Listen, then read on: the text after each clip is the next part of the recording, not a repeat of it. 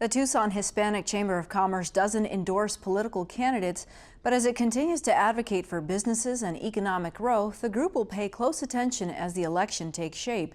We asked the new chamber president, Lydia Aranda, what type of leadership the chamber wants to see take hold. Does the chamber directly have contacts associated with government relations that really monitors the activity happening at the state level and then the local level?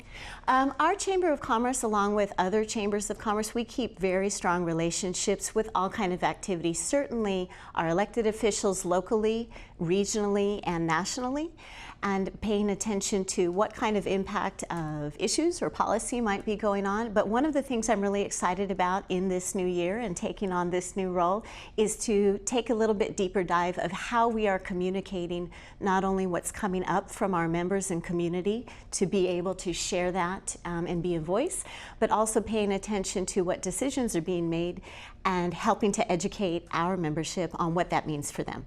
How closely do you work with other chambers, and then the expansion of the Hispanic Chamber of Commerce? What are you hearing from other regions when they talk about what they would like to see in the city of Tucson? You know, that's a really good question. The first part of it, we work very closely with all surrounding chambers, both municipal chambers and other diverse chambers. And to your point, we very much, several years ago, have expanded out to be a tri-county organization.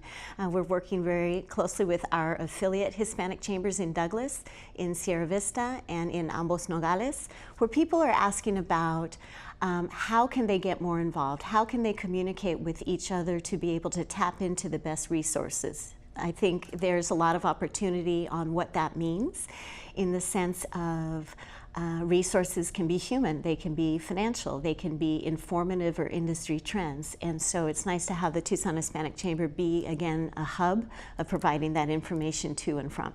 So it's fair to say that in 2019, you're still having people ask you, why do you have a Hispanic Chamber of Commerce? That is a question that does come up, and what I find when I receive that question, I like to listen to people as to really what is causing the question, and what I find more often than not is that question is about them finding out how can they get more involved.